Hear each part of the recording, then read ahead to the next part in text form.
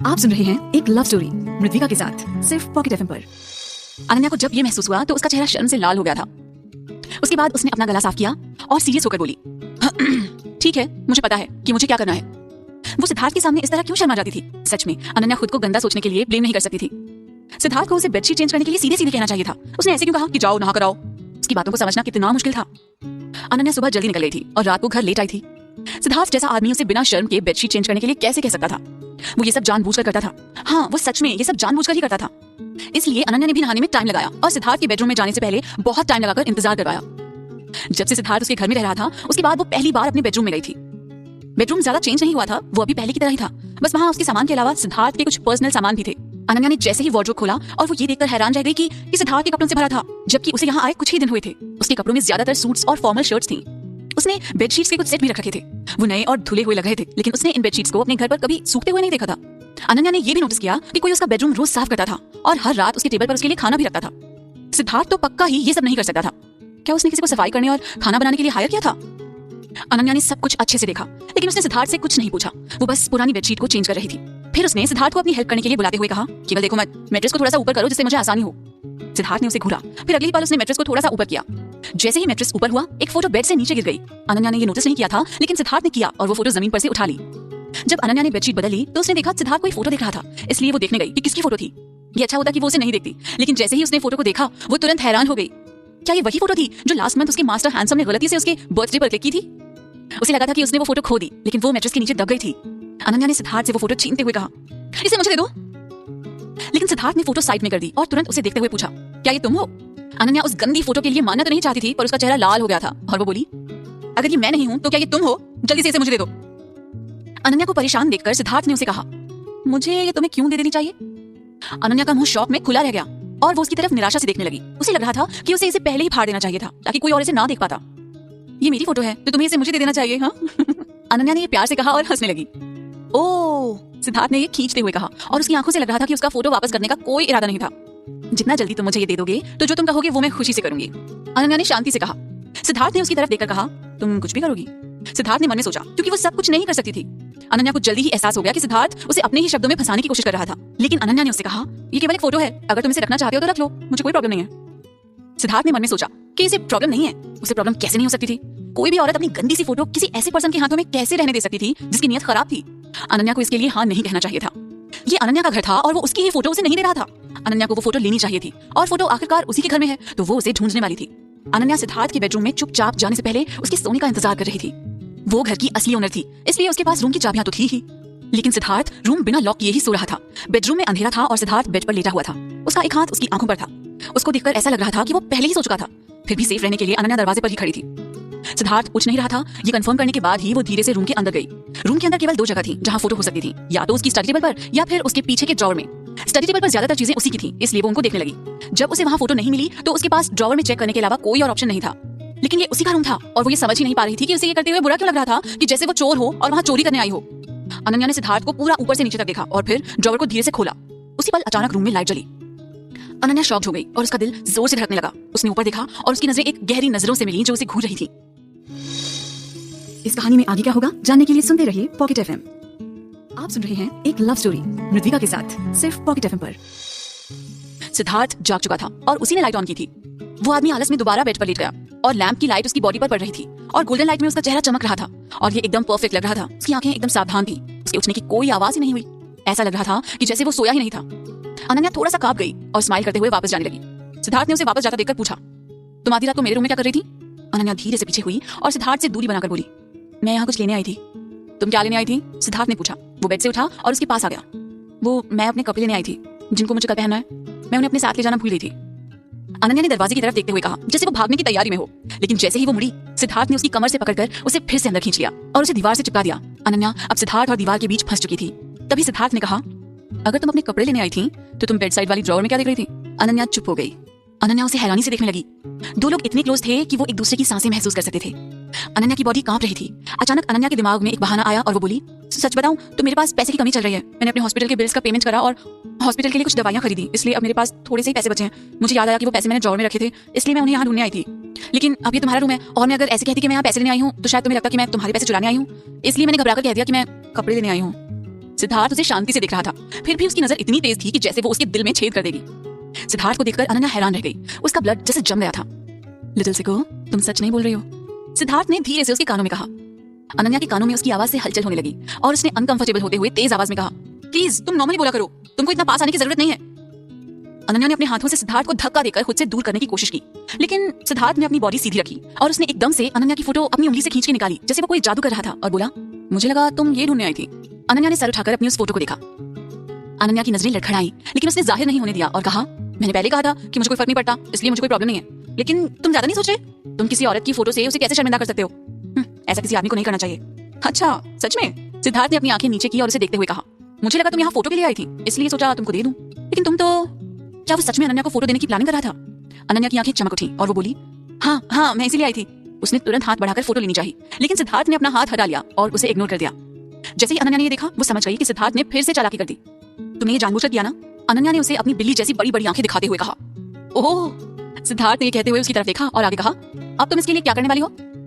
अनन्या सच में बहुत गुस्सा हो गई थी, लेकिन उसे पता था कि गुस्सा करने का कोई फायदा नहीं था, इससे कुछ हल नहीं निकलेगा। फिर वो बोली, मैं इसके लिए कुछ नहीं कर सकती। सिद्धार्थ, मैं फिर से कह रही हूँ, मुझे मेरी फोटो दे दो, मैं तुम्हें ट्रीट दूंगी, इसके लिए काफी है ना? उसकी आवाज से ऐसा लग रहा था जैसे वो नेगोशिएशन करना चाह रही थी। वो अभी भी सिद्धार्थ के हाथों से फोटो लेने का ट्राई कर रही थी। इस बार उसका एफर्ट थोड़ा सही था। उसने फोटो पकड़ ली थी, लेकिन वो सिद्धार्थ से छीन नहीं पाई। सिद्धार्थ ने फोटो को टाइटली नहीं पकड़ा था, लेकिन वो अनन्या को लड़ने देना चाहता था। अनन्या ने दोनों हाथों का यूज किया और फाइनली उसने फोटो ले ही ली। सिद्धार्थ ने अपनी ताकत को यूज नहीं किया। उसने फोटो थोड़ी सी नीचे कर दी थी और अपना सिर भी नीचे कर दिया था। अनन्या ने जैसे ही फोटो ली, वो बहुत खुश हुई, लेकिन वो जैसे ही मुड़ी, उसके लिप्स सिद्धार्थ के गालों को टच कर गए। अनन्या एकदम शॉक्ड हो गई। वो सिद्धार्थ को ऐसे घूर रही थी जैसे कि उसका दिमाग किसी सवाल पर अटक गया था। उसका दिमाग एकदम ब्लैंक हो गया था। सिद्धार्थ भी हैरान हो गया था। उसकी आंखों की मस्ती जैसे गायब हो गई थी और अब वो बिना इमोशन के अनन्या को देख रहा था। अनन्या का चेहरा बहुत लाल हो गया। जैसे ही उसे एहसास हुआ कि क्या हो गया, तो वो बहुत घबरा गई। तुरंत उसने अपने हाथों से सिद्धार्थ को धक्का दिया और उसे खुद से दूर कर दिया। उसके बाद वो रूम से ऐसे भागी जैसे वो अपनी जान बचाने के लिए भाग रही हो। अपने रूम में वापस आने के बाद अनन्या ने रूम का दरवाजा बंद कर दिया। उसका दिल बहुत जोर से धड़क रहा था, क्योंकि अभी एक पल पहले ही उसने सिद्धार्थ को गलती से किस कर दिया था। ये उसका पहला किस था और ये उसने अपने लवर के लिए बचा रखा था। उसने ये कैसे कर दिया? ये सब उस फोटो की वजह से हुआ था। अनन्या ने अपने हाथ में पड़ी उस फोटो को मसल दिया जब तक वो एक बॉल जैसी नहीं हो गई और उसे अच्छे से नहीं देखा जा सकता था। इस कहानी में आगे क्या होगा जानने के लिए सुनते रहिए पॉकेट एफएम। आप सुन रहे हैं एक लव स्टोरी मृद्विका के साथ, सिर्फ पॉकेट एफएम पर।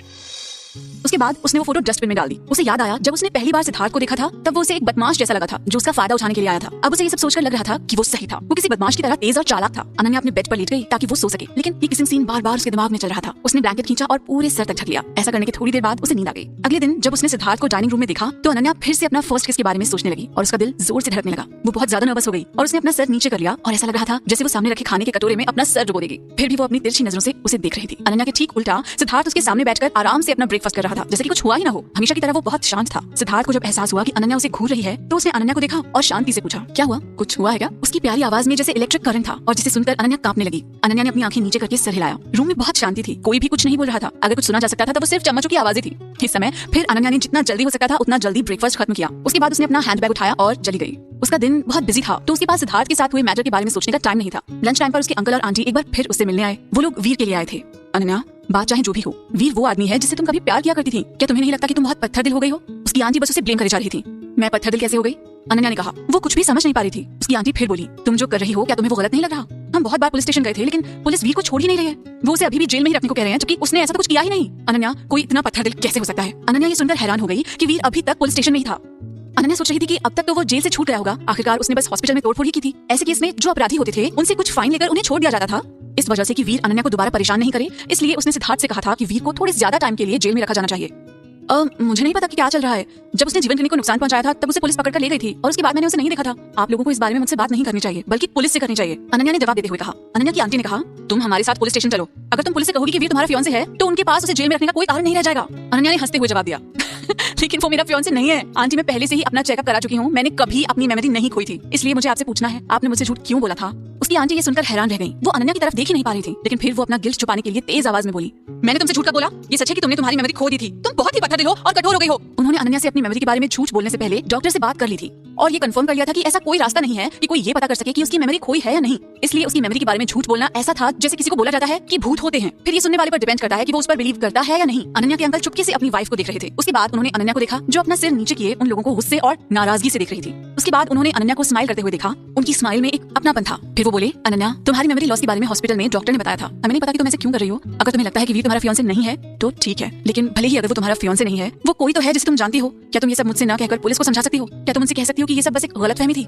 अनन्या मन ही मन सोचने लगी, अगर ये लोग नहीं कहते कि वो अपने फियांसे के बारे में भूल गई तो डॉक्टर कभी उसकी मेमोरी खोने के बारे में कुछ नहीं कहते। अनन्या मान गई। उसके पास आगे बोलने का कोई पॉइंट नहीं था। ऑब्वियसली वो लोग पहले ही डिसाइड कर चुके थे कि वो आखिर तक हर चीज के लिए मना ही करने वाले थे। लेकिन अगर वो लोग ये सोच रहे थे कि वो अनन्या को पुलिस स्टेशन ले जाएंगे और वीर को आजाद करवा लेंगे तो वे सपना देख रहे थे। और वैसे भी वीर आज कल में जेल से छूट ही जाता, क्योंकि उसने जीवन क्लिनिक में थोड़ा बहुत नाटक ही किया था और इन सब के लिए उसे पूरी लाइफ तो जेल में बंद नहीं किया जा सकता था। ये सब सोचते हुए अनन्या ने अपने अंकल के साथ एक डील की। अनन्या ने अपने बालों को सही करते हुए कहा, अंकल जैसा आप कह रहे हैं तो अब मेरे पास कोई और चॉइस तो है नहीं, लेकिन मैं आपसे कुछ कहना चाहती हूँ। मैं सच में वीर को नहीं जानती, इसलिए मैं उम्मीद करती हूँ कि जैसे ही वो बाहर आता है उसके बाद वो मेरे सामने दोबारा नहीं आएगा। दूसरी तरफ उसकी बात सुनकर उसकी आंटी चिल्लाते हुए बोली, वो तुम्हारा फियांसे है तो वो तुम्हारे सामने क्यों नहीं आएगा? इस टाइम अंकल ने सीधा अपनी वाइफ को घूरा। अंकल को गुस्से में देखकर आंटी तुरंत चुप हो गई। थोड़ी देर की चुप्पी के बाद अंकल अनन्या की तरफ देखकर हंसे और बोले, ठीक है मैं ये मान सकता हूँ। अनन्या ने भी स्माइल की। उस दिन उसने अपना काम जल्दी खत्म कर लिया और अपने अंकल और आंटी के साथ पुलिस स्टेशन गई। लेकिन वीर के बाहर आने से पहले ही उसने पुलिस ऑफिसर्स को समझा दिया और वहाँ से चली गई। वो यही उम्मीद कर रही थी कि अब वीर उसे परेशान नहीं करेगा। उसे जाता हुआ देखकर अनन्या की आंटी बहुत दुखी हुई और वो अपने पति से शिकायत करते हुए बोली, आप उसकी बात कैसे मान सकते हैं? इस कहानी में आगे क्या होगा जानने के लिए सुनते रहिए पॉकेट एफएम। आप सुन रहे हैं एक लव स्टोरी मृदविका के साथ सिर्फ पॉकेट एफएम पर। क्या हम वीर की वजह से जीवन क्लिनिक छोड़ देंगे? अनन्या के अंकल ने अपनी वाइफ की तरह उंगली दिखाते हुए गुस्से में कहा। वीर ने पहले ही कहा था कि अगर उसे छुड़ाया नहीं गया तो वो अनन्या को सब कुछ बता देगा और हमें एक्सपोज कर देगा। क्या तुमको लगता है कि ऐसा होने पर हमें कोई मौका मिलेगा? वो बदमाश किसी काम का नहीं है, आंटी ने गुस्से में कहा। उसके बाद अनन्या की आंटी शिकायत करते हुए गुस्से से बोली, तुम्हारे पिता एक सनकी बूढ़े थे, उन्होंने अपने सारे स्किल्स अनन्या को दे दिए और हमारी ऋतु को पूरी तरह से इग्नोर कर दिया, जबकि उनकी असली पोती ऋतु है। अपने मरने पर भी वो अनन्या के लिए ही चिंता कर रहे थे और उन्होंने अपनी विल में जीवन क्लिनिक भी अनन्या के नाम कर दिया जब तक कि उसकी शादी नहीं हो जाती। और उसके बाद क्लिनिक तुम्हारे भाई आर्यन का हो जाएगा। वाह, तुमको कुछ भी नहीं मिला। क्या वो सनकी सच में तुम्हारे पिता थे? मुझे तो शुरू से ही डाउट था कि उन्होंने तुम्हें सड़क से उठाया था। मैं सच कह रही हूँ कि उन्होंने तुम्हें सड़क से उठाया था। वो तो अच्छा हुआ भगवान जी हमें देख रहे हैं और आर्यन गायब हो गया। अब अनन्या जैसे ही शादी कर लेगी तो ये क्लिनिक हमें मिल जाएगा। लेकिन अगर वो वीर से नहीं मिलेगी, बात नहीं करेगी तो उसकी शादी कैसे होगी? अनन्या के अंकल शांत रहकर बोले, क्या उसका पहले से पति नहीं है? वीर का होना ना होना क्या मायने रखता है? उसके बाद वो अपनी वाइफ को घूरते हुए बोले, पहले अपनी जबान पर लगाम रखो। तुम क्या बोले जा रही थी? सनकी बूढ़ा, वो हमारे पिता थे। अनन्या का पति है? आंटी ने अंकल से डरते डरते हुए पूछा। 1 मिनट की चुप्पी के बाद वो बोली, क्या आप उस सिद्धार्थ की बात कर रहे हैं? क्या अनन्या ने उसे हमको डराने के लिए हायर नहीं किया था? अंकल सोचने लगे, क्या ये जरूरी था, चाहे वो रियल हो या झूठ हो? क्या वो चाहते थे वो सच में उसका पति हो, और अगर नहीं भी हो तो भी वो सच में उसका पति बन जाए? पुलिस स्टेशन से लौटने के बाद अनन्या सीधा अपने घर आई और उसने देखा कि कुछ लोग फर्नीचर ले जा रहे थे। वो सारा फर्नीचर काफी महंगा लग रहा था, इसलिए वो देखकर थोड़ा शॉक्ड हो गई थी। वो अपने मन में सोचने लगी, कौन रहने आ रहा था? इतना अमीर आदमी इस एवरेज अपार्टमेंट में रहने क्यों आ रहा था? अनन्या लिफ्ट से ऊपर आई और उसने देखा कि नए लोग उसके फ्लोर पर रहने आ रहे हैं। उसे और ज्यादा हैरानी हुई जब उसे पता चला कि वो तो उसके पास वाले घर में ही रहने आ रहे थे। लेकिन क्या वहाँ कोई रह नहीं रहा था? वो लोग अचानक क्यों चले गए? फिर वो आगे चलने लगी। उसने अपने घर का दरवाजा खोला और पास वाले घर में झांक कर देखना चाहा कि उसके नए पड़ोसी कौन थे। तब उसने वहाँ मिस्टर राजेंद्र सिन्हा को देखा। उन्हें देखकर अनन्या की आंखें और मुंह खुला रह गया। मिस्टर सिन्हा घर सेट करने में बिजी थे, लेकिन जैसे ही उन्होंने पीछे देखा तो उन्होंने अनन्या को नोटिस किया। उन्होंने अनन्या को खुशी से बुलाया और कहा, डॉक्टर अनन्या आप आ गई। अनन्या ने बड़बड़ाते हुए कहा, मिस्टर सिन्हा यहाँ? लतिका आपके ट्रीटमेंट के लिए मान गई है, लेकिन उसने एक रिक्वेस्ट की थी। वो तुम्हारे घर के पास रहना चाहती थी, इसलिए मैंने अपार्टमेंट के ओनर से बात की और उनसे खरीद लिया। मिस्टर सिन्हा ये कहते हुए उस दिन होटल में हुई मुलाकात के मुकाबले आज ज्यादा खुश दिखाई दे रहे थे। अमीर लोग पक्का ही ज्यादा लापरवाह होते हैं, अनन्या अपने मन में सोच रही थी। लेकिन क्या वे कह रहे थे कि लतिका ने उससे ट्रीटमेंट लेने के लिए हाँ कह दिया है? अनन्या को याद आया कि लतिका उस दिन जब आई थी तब वो किसी बात के लिए राजी नहीं हो रही थी। क्या वो अपने पिता से झूठ बोल रही थी? क्या वो अपने पिता से कह रही थी कि वो यहाँ ट्रीटमेंट के लिए आना चाहती थी? लेकिन क्या वो ऐसा सिर्फ बहाना बनाने के लिए कह रही थी ताकि वो बाहर जा सके और हर चीज को इग्नोर कर सके? तभी मिस्टर सिन्हा अनन्या से बोले, डॉक्टर अनन्या मैं आपका बहुत थैंकफुल हूँ। अगर आप मुझे और मेरी वाइफ को वो आइडिया नहीं देती कि हम हमारी बेटी के सामने ऐसे दिखाएं कि हम उसे ऐसे नहीं देख सकते, तो वो शायद ट्रीटमेंट के लिए इतनी जल्दी नहीं मानती। जो आइडिया अनन्या ने मिस्टर सिन्हा और उनकी वाइफ को दिया था वो था कि वो दोनों ऐसे दिखाएं कि वो लतिका की हालत देखकर टूट गए हैं और वे उसे ठीक होते हुए देखना चाहते हैं। यही एक तरीका था जिससे वो जान सकती थी कि वो अकेली नहीं थी जो दर्द सह रही थी, बल्कि वो सब जो उससे प्यार करते थे दर्द में थे और उनका दर्द भी उसके दर्द की तरह ही गहरा और दर्दनाक था। अगर लतिका को कोई फर्क नहीं पड़ा होता और वो अपने पेरेंट्स के दर्द को इग्नोर कर देती तो अनन्या ये मान लेती कि सच में लतिका ये दर्द डिजर्व करती थी और उसे ऐसे ही छोड़ देती। लेकिन अगर सच में वो उनसे प्यार करती थी तो वो अपने दर्द से लड़ेगी और उसको ठीक करने के लिए अपना इलाज करवाएगी। और अच्छा हुआ लतिका ने बाद वाली बात को सच कर दिया। वैसे तो ये अभी भी साफ नहीं था कि वो सच में यहाँ ट्रीटमेंट करवाने ही आ रही थी या वो ये सब अपने पेरेंट्स की चिंता को कम करने के लिए कर रही थी।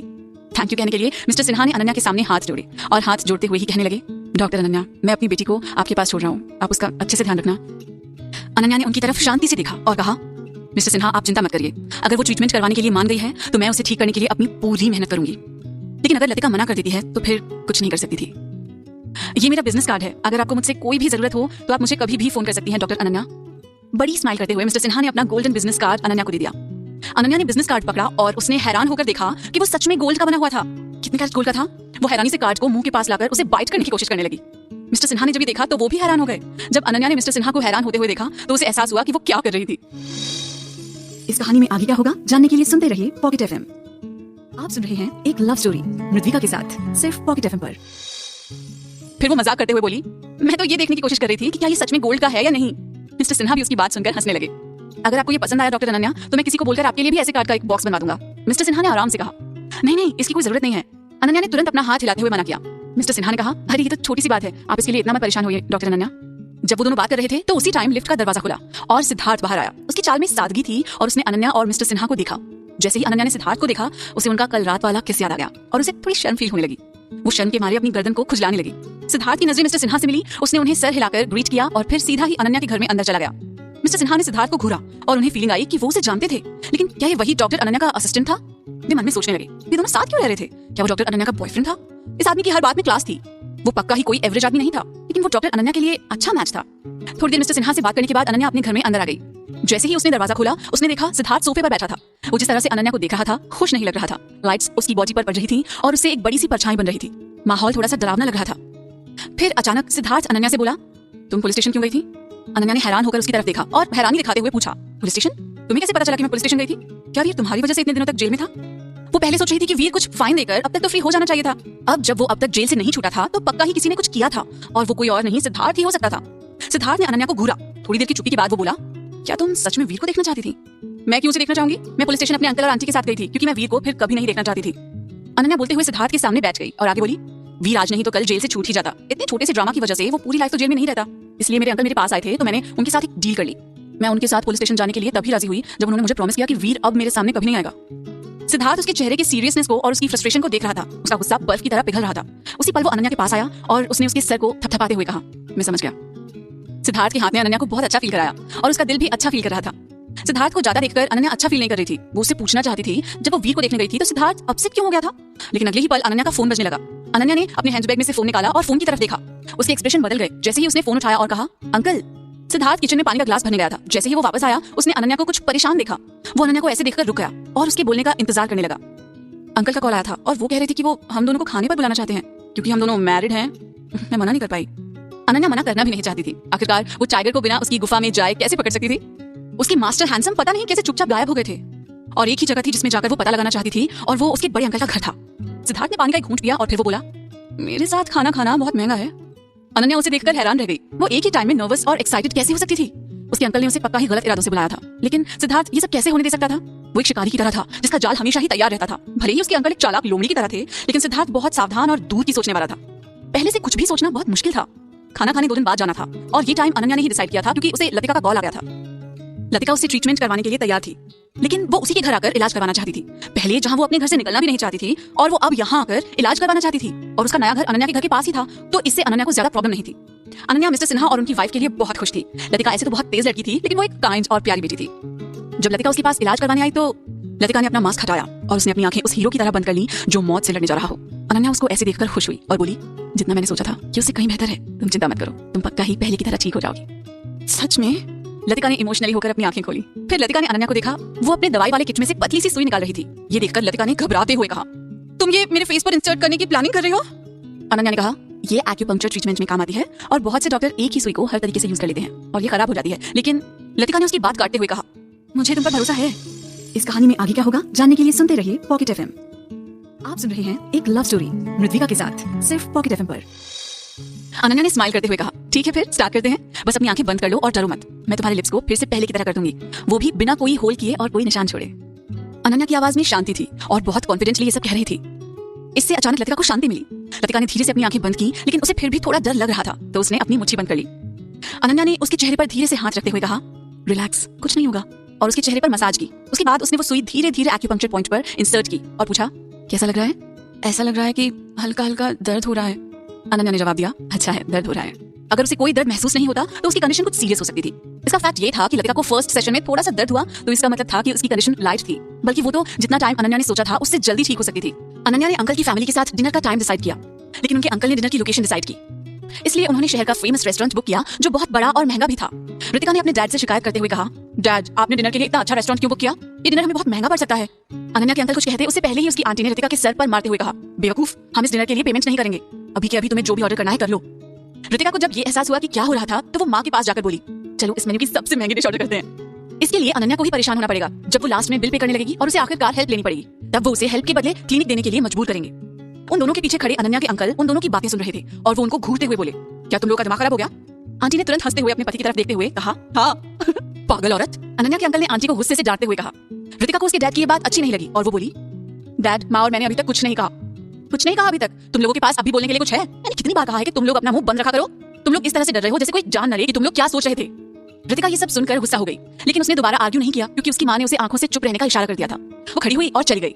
रितिका मन ही मन में सोचती हुई जा रही थी, ये मेरी गलती है, सब मेरी गलती है। डैड, आपको अनन्या से नफरत करनी चाहिए क्योंकि वो आपकी बेटी नहीं है, ना कि मुझसे नफरत करनी चाहिए। अनन्या बहुत बेशर्म और खराब लड़की है। रितिका इस तरह बड़बड़ करी जा रही थी और उसका दिल नफरत से भर गया था। उसे लग रहा था कि अनन्या को इन सब के लिए ब्लेम करना चाहिए था। अगर अनन्या सिंह फैमिली को नहीं मिली होती तो वो इस परिवार की इकलौती पोती होती और उसे इतना सब सुनना भी नहीं पड़ता। इसलिए रितिका इस उम्मीद में बाहर चली गई कि वो अनन्या को एंट्रेंस पर ही रोक लेगी। वो अपना सारा गुस्सा उस पर निकालना चाहती थी, लेकिन उसने देखा कि अनन्या पहले ही आ गई थी और लॉबी में खड़ी थी। अनन्या सिद्धार्थ के साथ नहीं आई थी। उन दोनों ने डिसाइड किया था कि वो दोनों होटल की एंट्रेंस पर मिल जाएंगे जहाँ पर रेस्टोरेंट लोकेटेड था, लेकिन मौसम ठंडा था तो उसने अंदर लॉबी में इंतजार करना ठीक समझा। तुम यहाँ अकेले क्यों खड़ी हो? तुम्हारा पति कहाँ है? वो तुम्हारे साथ क्यों नहीं है? रितिका ने अनन्या को ताना मारते हुए कहा। अनन्या ने अपना सर उठाकर उसे देखा और कहा, तुम्हें किसी भी चीज से क्या मतलब है? हाँ, ये मेरे मतलब का नहीं है, मुझे बस वीर के लिए बुरा लग रहा है। तुम उठते ही दूसरे आदमी से जुड़ गई, जबकि वीर ने तुम्हारी केयर पूरे दिल से की थी। किसने सोचा था कि तुम इतनी पत्थर दिल औरत होगी? रितिका ने उसे चिल्लाते हुए कहा। वीर? अनन्या ने बहुत सावधानी से उसके शब्द को पकड़ लिया और उसे कहा, तुम्हारी बातों से ऐसा लगता है जैसे मुझसे ज्यादा तुम उसके क्लोज हो। रितिका थोड़ा सा हैरान हो गई। आवाज तेज करते हुए रितिका बोली, अनन्या, तुम क्या बकवास कर रही हो? तुम जानती हो कि मेरा पहले से ही बॉयफ्रेंड है। क्या तुमको ऐसा लगता है कि सब लोग तुम्हारे जैसे होते हैं? मुझे सच में नहीं पता कि तुमने सिद्धार्थ में क्या देखा। उसका चेहरा बस वीर से थोड़ा ज्यादा हैंडसम है और बाकी क्या है उसमें कंपेयर करने जैसा? तुम्हें उसका चेहरा अच्छा लगा या वो बेड पर वीर से ज्यादा अच्छा है? अनन्या ने रितिका की तरफ गुस्से से देखा। ऐसा लगा कि अगले ही सेकंड वो रितिका का मुंह तोड़ देगी। ये काफी था जानने के लिए कि उसने झूठ बोला था कि वीर अनन्या का फियांसे है, जबकि इस तरह की बातें वो खुद कर रही थी। अनन्या मजाक में हंसते हुए बोली, रितिका, कभी कभी मुझे लगता है तुम बेवकूफी के रास्ते पर चल रही हो या बचपन में ही तुम्हारा दिमाग बदल दिया गया था। तुम सच में ही अलग हो। अनन्या ने बोलते हुए उसे थम्स अप दिखाया, लेकिन अनन्या से ये सब सुनकर रितिका बहुत गुस्सा हो गई। उसका खून खौलने लगा और गुस्से से वो बोली, अनन्या, बकवास करना बंद करो। अनन्या हंसते हुए बोली, मेरे पास तुम जैसों से बात करने के लिए कुछ भी नहीं है। हमारी वैल्यूज एक दूसरे से बहुत अलग हैं और हम दोनों ही अलग अलग दुनिया से हैं। और रही बात किसी आदमी के साथ सोने की, तो मैं बता दूं कि मैं अपनी पूरी जिंदगी एक ही आदमी के साथ बिताऊंगी और उसी को ये हक होगा। लेकिन ऐसा लगता है तुमने बहुत सारे आदमियों के साथ सोने का प्लान किया है, जिससे तुम ये जान सको कि कौन बेहतर है। अगर मेरे पास अभी चॉइस होती और मुझे यहाँ इंतजार नहीं करना होता तो मैं कभी तुमसे बात नहीं करती। रितिका ने अपनी मुट्ठी बंद कर ली जैसे वो किसी को मारना चाहती हो। उसने अनन्या से पूछा, इस कहानी में आगे क्या होगा जानने के लिए सुनते रहिए पॉकेट एफएम। आप सुन रहे हैं एक लव स्टोरी मृदविका के साथ, सिर्फ पॉकेट एफएम पर। कौन चाहता है बहुत सारे आदमियों के साथ सोकर देखना कि कौन बेहतर है? तुम, अनन्या ने उसका मजाक उड़ाते हुए कहा। तुम ही तो अभी बात कर रही थी कि बेड पर कौन बेहतर है। क्या ये तुम्हारा सिलेक्शन का तरीका नहीं है? अगर लोग अपने स्टैंडर्ड्स के हिसाब से दूसरे लोगों को जज करते हैं, तुम जानती हो कि मैं किसके बारे में बात कर रही हूँ? रितिका का असली इरादा अपना गुस्सा अनन्या पर निकालना था, लेकिन आखिर में उसे इस सिचुएशन पर कोई फायदा नहीं हुआ, बल्कि उसका दिल भी गुस्से से भर गया। वो अनन्या पर चिल्लाते हुए बोली, अनन्या, अपने आप को ज्यादा शरीफ मत समझो। मैं बताती हूँ, तुम जैसी बिना दिल की औरत जो हमेशा अपने मुंह से सांप की तरह जहर उगलती रहती है। तुम रुको और इंतजार करो, तुम्हें भी कोई आदमी धोखा देगा। अनन्या ने ताली बजाते हुए कहा, सॉरी, कोई आदमी मुझे धोखा नहीं दे सकता, लेकिन मैंने अभी एक आदमी को हाल ही में धोखा दिया है। उसका नाम वीर है। रितिका ये सब सुनकर और भी ज्यादा गुस्सा हो गई और वो बिना सोचे बोली, तुमने वीर को धोखा दिया? वीर ही था जिसका तुम जैसी औरत में कभी कोई इंटरेस्ट नहीं होगा। अगर ये मेरे लिए नहीं होता तो वो तुम्हारी तरफ कभी देखता तक नहीं। अनन्या हंसते हुए बोली, ऐसा लगता है वीर के साथ तुम्हारी रिलेशनशिप सिंपल ना होकर सीरियस है। हाँ, बेशक। रितिका का स्वभाव शुरू से ही खराब था, इसलिए अनन्या ने उसे जैसे ही उकसाया वो और गुस्सा हो गई और उसी पल उसकी जुबान फिसल गई और उसने सब कह दिया, जिससे वो खुद ही शॉक रह गई। वो घबरा गई और तुरंत चिल्लाकर बोली, मुझे उकसाने की कोशिश मत करो, बदतमीज औरत। इतना सब बोलकर वो वहां से चली गई, लेकिन अनन्या उसे जाता देखकर हंसने लगी। वो काफी टाइम से ये फील कर रही थी कि जब भी वीर का नाम लिया जाता था तो रितिका कुछ अजीब तरीके से बिहेव करने लगती थी। जब वो बच्चे थे तब भी रितिका हर टाइम उसके लिए प्रॉब्लम्स खड़ी करती रहती थी और उसे परेशान करती थी, लेकिन अनन्या दादाजी की वजह से उसे कुछ नहीं कहती थी। आखिरकार रितिका दादाजी की असली पोती थी और उसके दादाजी के अलावा उसका कोई भी नहीं था। लेकिन रितिका बचपन से ही चालाक हुआ करती थी। उसे अनन्या के साथ खुद का कंपैरिजन करना और उसे परेशान करना अच्छा लगता था, लेकिन इतना सब होने के बाद भी वो समझदार नहीं थी। वो कुछ भी करती उसमें लापरवाह हो जाती और फिर उसके चेहरे पर उसकी बेवकूफी झलकती थी। इस टाइम जैसे कि अगर वो वीर के साथ रिलेशनशिप में नहीं होती तो हर बार वीर का नाम लेने पर वो परेशान नहीं होती। ये ऐसा था जैसे उसके हाथ से वो भी छिन रहा हो जिससे वो प्यार करती थी। अनन्या इधर उधर देख रही थी कि अचानक उसकी नजर ब्लैक सूट पहने सिद्धार्थ पर पड़ी। वो दीवार के सहारे हाथ बांधे खड़ा था। वो कब आया? तुम्हें आए हुए कितनी देर हो गई? अनन्या ने पूछा। अगर वो आ गया था तो उसने कुछ कहा क्यों नहीं? सिद्धार्थ ने अनन्या को देखा और कहा, मैं उस टाइम आया था जब तुम कह रही थी कि तुम अपनी पूरी लाइफ एक ही आदमी के साथ बिताओगी और उसे ही सारे हक होंगे। अनन्या ये सुनकर थोड़ा सा चौंक गई और पसीना पसीना हो गई। याद रखना, तुम अपनी पूरी लाइफ एक ही आदमी के साथ बिताओगी। सिद्धार्थ ये कहते हुए अनन्या के पास आ गया और उसे कमर से पकड़ लिया। एकदम सिद्धार्थ का इस तरह पास आ जाने से अनन्या हैरान हो गई। घबराते हुए वो बोली, तुम क्या कर रहे हो? अनन्या ने थोड़ी सी कोशिश करते हुए सिद्धार्थ का हाथ हटाना चाहा, लेकिन सिद्धार्थ के स्ट्रांग होने से वो हिला तक नहीं। अनन्या ने उसे धमकाते हुए कहा, हाथ हटाओ। सिद्धार्थ थोड़ा सा झुका और उसे अपने पास लाते हुए बोला, एक मैरिज कपल की तरह लगना भी चाहिए। अनन्या ने खुद को उसके एकदम करीब पाया। वे इतना करीब थे कि एक दूसरे की सांसों को भी महसूस कर सकते थे। ये माहौल को अटपटा बना रहा था। इस तरह के माहौल से अनन्या का दिल तेजी से धड़कने लगा। सिद्धार्थ ने जैसे ही अपना सर नीचे किया, अनन्या ने हैरान होकर अपने कदम पीछे की तरफ करने चाहे। उसी पल सिद्धार्थ ने उसे और टाइटली पकड़ लिया और अपनी तरफ खींच लिया और उसे रेस्टोरेंट के उस प्राइवेट रूम में ले गया जहां उसके अंकल की फैमिली बैठी थी। रूम में एंटर करने के बाद ही अनन्या की धड़कन नॉर्मल हुई, लेकिन उसका चेहरा अभी भी लाल हो रहा था। जैसे ही अनन्या के अंकल ने उन दोनों को देखा, वो तुरंत खड़े हो गए और ग्रीट करते हुए बोले, अनन्या बेटा तुम आ गई। रितिका ने सिद्धार्थ का चेहरा देखा और अनन्या से जलन महसूस करने लगी और मन ही मन सोचने लगी, अनन्या को ये इतना टॉप क्वालिटी का बंदा कहां से मिल गया। एक अजीब तरीके की टोन में अनन्या की आंटी बोली, अनन्या जब चीजें पहले ही सब सेट हैं, तो तुम अपने सो कॉल्ड पति से सबको मिलवाती क्यों नहीं? अनन्या ने प्यारी सी स्माइल देते हुए जवाब दिया, क्या आप हॉस्पिटल में सिद्धार्थ से पहले ही नहीं मिल चुकी थी? आंटी ने मजाक बनाते हुए कहा, उसे मिलना कैसे कह सकते हैं? वो अचानक रूम में आया और बोला, मैं अनन्या का पति हूँ, बल्कि उसने हमें रूम से बाहर निकाल दिया। मैंने कभी इतना बदतमीज आदमी नहीं देखा। बहुत हुआ, अब से हम सब एक फैमिली हैं। क्या तुम इन दोनों के लिए अच्छा नहीं बोल सकती? अपनी वाइफ को घूरने के बाद अंकल ने सिद्धार्थ को देखा और स्माइल करते हुए कहा, इसका बुरा मत मानना, तुम्हारी आंटी थोड़ी सी मुंहफट हैं, लेकिन वो तुमको दुख नहीं पहुंचाना चाहती हैं। सिद्धार्थ ने अंकल को घूरा और एक भी शब्द नहीं कहा। उसके बाद अंकल ने पूछा, तुम ड्रिंक करते हो? नहीं, वो नहीं करता। अनन्या ने सिद्धार्थ के बिहाफ पर जवाब दिया, एक एडल्ट मैन ड्रिंक कैसे नहीं करता? आओ आज अच्छा दिन है, आओ थोड़ी सी पी लो। अंकल ने ये कहते हुए वेटर से कहा, वाइन ले आओ। इस कहानी में आगे क्या होगा जानने के लिए सुनते रहिए पॉकेट एफएम। आप सुन रहे हैं एक लव स्टोरी मृद्विका के साथ, सिर्फ पॉकेट एफएम पर। उन्होंने ये भी चेक नहीं किया कि सिद्धार्थ को कौन सी वाइन चाहिए या वो हैंडल कर पाएगा या नहीं। उसी टाइम वाइन के अलावा डिशेस भी सर्व होने लगी। अनन्या ने टेबल पर डिशेस को देखा, उनमें सारे शाही पकवान थे। टेबल पर रखे सभी पकवान 10,000 रुपए से ज्यादा के लग रहे थे, जिसमें अभी तो वाइन शामिल नहीं थी।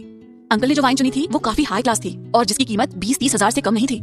इसके अलावा किसी ने अब तक ये भी नहीं कहा था कि ट्रीट कौन दे रहा था। अनन्या को लगा कि उसके अंकल की फैमिली का बिल चुकाने का कोई इरादा नहीं था। वे लोग जानबूझकर उसे जाल में फंसाना चाहते थे। यहाँ तक कि अनन्या ने अभी हाल ही में ये कहा था कि उसके पास ज्यादा पैसे नहीं बचे हैं, उसके पास बस कुछ ही रुपए हैं जो बैंक अकाउंट में हैं। वो सोच रही थी कि अगर उसे बिल का पेमेंट करने के लिए कहा गया तो वो कैसे ये सब अफोर्ड कर पाएगी। उसी टाइम अनन्या को ये भी याद आया कि सिद्धार्थ ने कहा था कि उसके साथ खाना खाना महंगा है। उसने क्या प्लान किया था?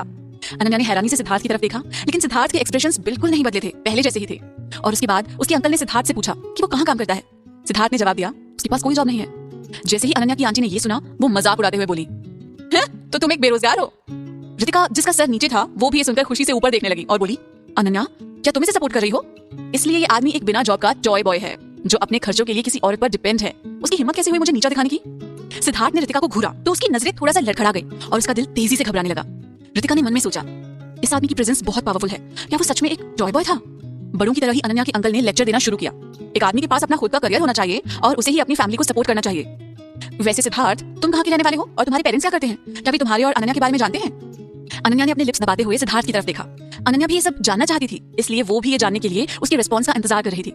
सिद्धार्थ ने उसके अंकल को देखा और फिर अनन्या की आंखों में देखा। उसके बाद उसने जवाब देते हुए कहा, मैं दिल्ली से हूँ, मेरे पेरेंट्स पहले ही गुजर चुके हैं। अनन्या ये सुनकर हैरान रह गई। उसके पेरेंट्स भी गुजर चुके थे? क्या वो भी अनन्या की तरह ही अनाथ था? क्या ये सच था या फिर वो अंकल को ऐसे ही झूठ बोल रहा था? रितिका फिर हंसने लगी। उसे जो पहले घबराहट हो रही थी वो अब गायब हो गई थी। पहले तो वो सोच रही थी कि सिद्धार्थ कोई अमीर बाप का बेटा था, लेकिन जैसे ही उसने सुना उसके पेरेंट्स पहले ही गुजर चुके थे, ये सब देखने के बाद लग रहा था कि उसका कोई स्ट्रॉन्ग बैकग्राउंड नहीं था। उसकी जो स्ट्रॉन्ग प्रेजेंस थी वो सब एक झूठ था। अगर वो सच में अमीर होता तो फिर क्यों वो पुरानी फटी हुई जीप चलाता और उसकी जीप पर लगे मिलिट्री नंबर प्लेट, जिसके बारे में रितिका पहले ही पूछ चुकी थी। ऐसा लगता था उसके कनेक्शंस में कोई मिलिट्री में रहा होगा, जिससे सिद्धार्थ को आसानी से ये जीप मिल गई होगी। अनन्या, तुम जीवन क्लिनिक में कमाया हुआ सारा पैसा इस आदमी को सपोर्ट करने में खर्च कर देती हो? रितिका ने पूछा। अनन्या ने अपनी कजिन को देखते हुए कहा, तुम्हें इससे क्या मतलब है? रितिका ने टेबल पर हाथ मारते हुए कहा, हाँ मुझे मतलब है, वो क्लिनिक मेरे दादाजी का है। तुम मेरे दादाजी का क्लिनिक इस आदमी को सपोर्ट करने के लिए यूज कर रही हो? तुम ये कैसे कर सकती हो? तुम सही गलत भूल गई हो क्या? लगता है तुम्हारी समझ किसी कुत्ते ने खा ली है। अनन्या ने महसूस किया कि ये ज्यादा हो रहा है, तो वो बोली, चुप करो, मैं नहीं चाहती कि लोग मेरे एक पिग से आर्ग्यू करने पर हंसे। रितिका अचानक गुस्सा हो गई और बहुत खराब तरीके से बोली, अनन्या तुम्हें किस बात का घमंड है जबकि तुम एक ऐसे आदमी को सपोर्ट कर रही हो जिसके पास जॉब नहीं है? मैं तुमको पहले ही बता दूं, इस तरह के आदमी पैसे और प्यार के लिए धोखा देते हैं। मैं तुम्हें बता दूं, वो इसमें माहिर होते हैं और इस तरह से औरतों के साथ खेलते हैं जिससे उन्हें पैसे मिल जाएं। लेकिन जैसे ही तुम्हारे पैसे खत्म हो जाएंगे ये तुमको छोड़कर दूसरी के पास चला जाएगा। ये सब सुनकर अनन्या की नजरों में रितिका के लिए नफरत दिख रही थी। लेकिन मुझे सिद्धार्थ जैसे हैंडसम आदमी को सपोर्ट करना बहुत अच्छा लगता है। मैं उसके साथ बहुत खुश हूँ। क्या तुम्हें ये सब समझना नहीं चाहिए मेरी प्यारी बहन? अनन्या ने हंसते हुए कहा। रितिका ने सोचा था कि उसके ये सब कहने से अनन्या डर जाएगी, लेकिन उसने इस पर कोई रिएक्शन ही नहीं दिया, बल्कि उसकी बातों से तो वो बहुत खुश लग रही थी। रितिका उसे इस तरह देखकर बिल्कुल खुश नहीं हुई। रितिका ने फिर पूछा, अनन्या तुम्हारा इन बातों से क्या मतलब है? तुम क्या कहना चाह रही हो? अनन्या ने जानबूझकर कहा, मैं सिर्फ ये कह रही हूँ कि बिना पैसे के कुछ भी गलत नहीं है। जैसा कि सिद्धार्थ अच्छा दिखता है तो हम हमेशा मिलकर काम कर सकते हैं और उसके हैंडसम चेहरे से किसी भी दूसरी औरत को फंसा सकते हैं। अनन्या ने भोलेपन के साथ सजेशन देते हुए कहा। और फिर सिद्धार्थ वीर से तो ज्यादा ही हैंडसम है। सच कहूं तो वीर ज्यादा टॉमबॉय लगता है, इसलिए वीर के लिए ऋतिका की चिंता देखकर अनन्या को अभी भी लगता है कि वीर और ऋतिका के बीच कुछ तो चल रहा है, भले ही ऋतिका का पहले से ही बॉयफ्रेंड हो। इस कहानी में आगे क्या होगा जानने के लिए सुनते रहिए पॉकेट एफएम। आप सुन रहे हैं एक लव स्टोरी मृद्विका के साथ सिर्फ पॉकेट एफएम पर। और ये भी सच है, वीर और ऋतिका अनन्या को फंसाने के लिए साथ काम कर रहे थे ताकि वो दादाजी का क्लिनिक पा सके। जैसे ही ऋतिका ने अनन्या के वो शब्द सुने, उसे एकदम से सर दर्द होने लगा। वो बोलना तो बहुत कुछ चाहती थी पर उसे समझ नहीं आ रहा था कि क्या कहे। अनन्या के अंकल ये सब चुपचाप देख रहे थे। उसके बाद वो हंसकर अनन्या से बोले, अनन्या तुम परेशान मत हो, तुम्हारी बहन शुरू से ही ऐसी है, वो कुछ भी सोचकर नहीं बोलती, लेकिन वो तुम्हें दुखी नहीं करना चाहती थी। उसके बाद वो अपनी बेटी को चिल्लाकर बोले, तुम पहले खुद को देखो, जो भी तुम बोल रही हो वो सब बकवास है।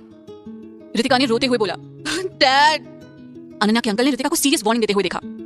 लास्ट में ऋतिका ने अपने गुस्से को कंट्रोल किया और अनन्या की तरफ देखती हुई चली गई। अनन्या के अंकल ने अनन्या को देखा और हंसते हुए कहा, तुम्हारी बहन के शब्द अच्छे नहीं थे, लेकिन वो तुम्हारी चिंता करती है। मुझे यकीन है कि सिद्धार्थ हाल फिलहाल जॉबलेस है। एक आदमी जिसका अपना एक करियर होना चाहिए, वही अपनी फैमिली की अच्छे से केयर कर सकता है। मुझे यकीन है कि सिद्धार्थ एक रिस्पॉन्सिबल आदमी है और अनन्या तुम अब मैरिज हो और एक मैरिड औरत को उसके बच्चे और उसकी फैमिली की केयर करनी चाहिए। काम उसकी प्रायोरिटी नहीं होना चाहिए, बल्कि उसका पति और फैमिली उसकी प्रायोरिटी होने चाहिए। उस टाइम अनन्या की आंटी भी उनके साथ में बोली, हाँ सही बात है, एक औरत होने के नाते तुम क्लिनिक क्यों चला रही हो और पेशेंट्स क्यों देख रही हो? एक बार जब औरत की शादी हो जाती है तो उसके लिए उसकी फैमिली पहले आनी चाहिए, नहीं तो तुम्हारा जल्दी ही डाइवोर्स हो जाएगा।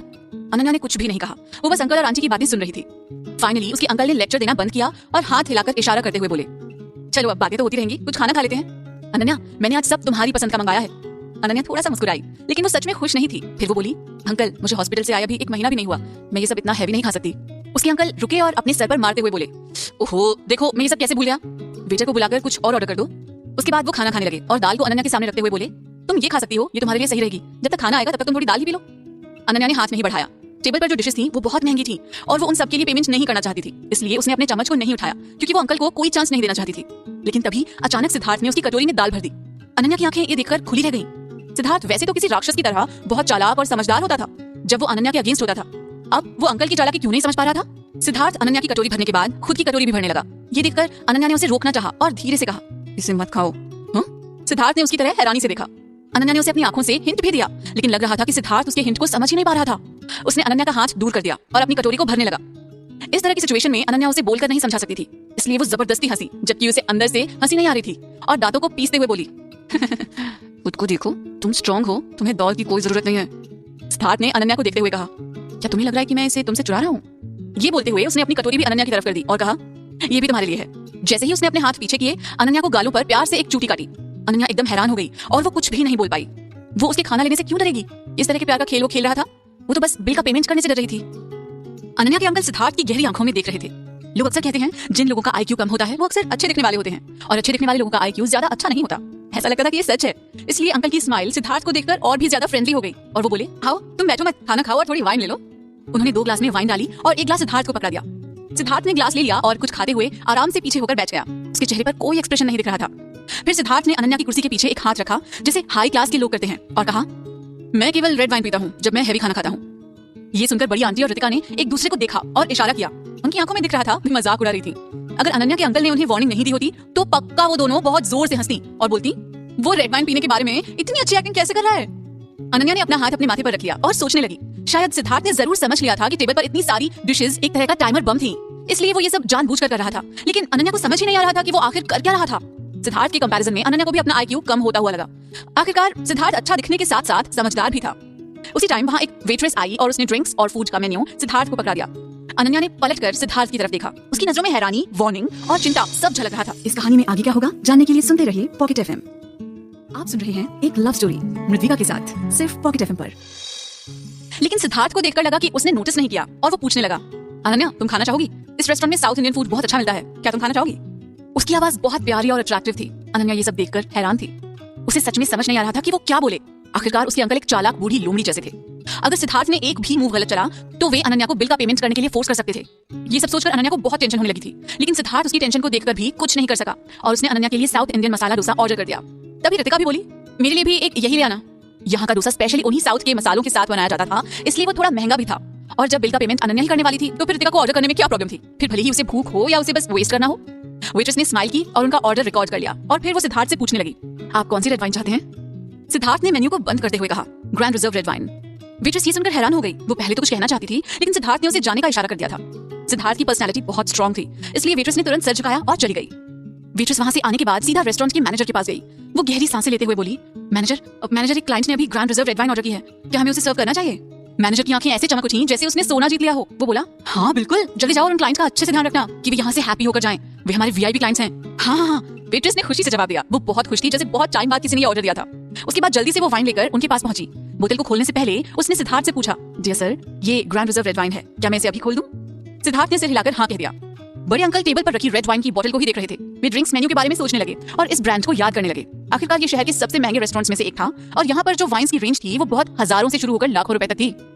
यहाँ की महंगी वाइन्स विदेशों से मंगवाई जाती थी, पर उनको ये वाला ब्रांड ध्यान नहीं आ रहा था कि देखा था या नहीं। उस बोतल पर जो लेबल था वो काफी पुराना सा और महंगा लग रहा था, लेकिन देखने से वो ज्यादा महंगी नहीं लग रही थी। किसी सस्ती बियर जैसा काफी पुराना और घटिया सा लग रहा था। इसलिए अंकल ने सोचा कि यहाँ की सबसे सस्ती ड्रिंक होगी। और देखने से ऐसा लग रहा था। सिद्धार्थ ने अंकल को ड्रिंक के लिए मना इसलिए नहीं किया था क्योंकि उसे ड्रिंकिंग करना पसंद नहीं था।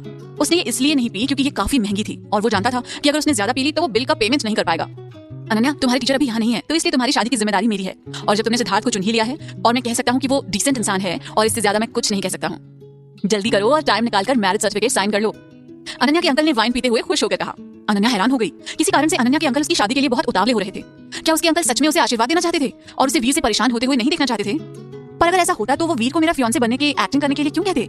ये सब सोचने के बाद अनन्या ने जवाब दिया, अंकल, हमारे पास हमारा मैरिज सर्टिफिकेट है। क्या तुम्हारे पास तुम लोगों का मैरिज सर्टिफिकेट है? अनन्या की आंटी ने शौक होकर पूछा, लेकिन वो खुश हो रही थी। उसी टाइम अनन्या के अंकल और रितिका के चेहरे पर भी खुशी साफ झलक रही थी। अनन्या ने सिर हिलाया और कहा, हाँ। क्या सिद्धार्थ के साथ उसका मैरिज सर्टिफिकेट उनके लिए एक अच्छी खबर थी? अनन्या, तुम्हारे दादाजी ने ये साफ कहा था कि अगर तुम शादी कर लोगी तो उसके बाद ये क्लिनिक तुम्हारी टीचर को मिलेगा। अब तुम मैरिड हो तो सिंह फैमिली के क्लिनिक पर डिपेंड रहना बंद करो। रितिका ने तुरंत जोड़ते हुए बोला। अनन्या ये सुनकर बहुत शॉक हो गई थी। उसे याद नहीं था कि उसके दादाजी ने ऐसा भी कभी कहा था, और ना ही उसे विल की ऐसे किसी टर्म का पता था। उसे बस ये याद था कि उसके दादाजी ने उसके मास्टर हैंडसम से ये कहा था कि वो अनन्या का ध्यान रखें जब तक कि उसकी शादी और बच्चे नहीं हो जाते। लेकिन फाइनली वो सब समझ गई थी। अब उसे पता चला था कि जैसे ही वो उठी तो उसका फियांसे कहां से आ गया था। जब उसके मास्टर हैंडसम गायब हो गए तो बड़े अंकल को पक्का एहसास हुआ होगा अगर अनन्या शादी कर ले तो वो फिर इस क्लिनिक में अपना हक खो देगी। इसलिए उन्होंने जानबूझकर उसके लिए एक फियांसे को हायर किया और जितना जल्दी हो सके शादी कराने की सोची। इस तरह से वो दादाजी की विल को पा सकते थे और अनन्या को कह देते कि अब उसका क्लिनिक पर कोई हक नहीं है। अब ये क्लिनिक उसके मास्टर हैंडसम आर्यन सिंह का था।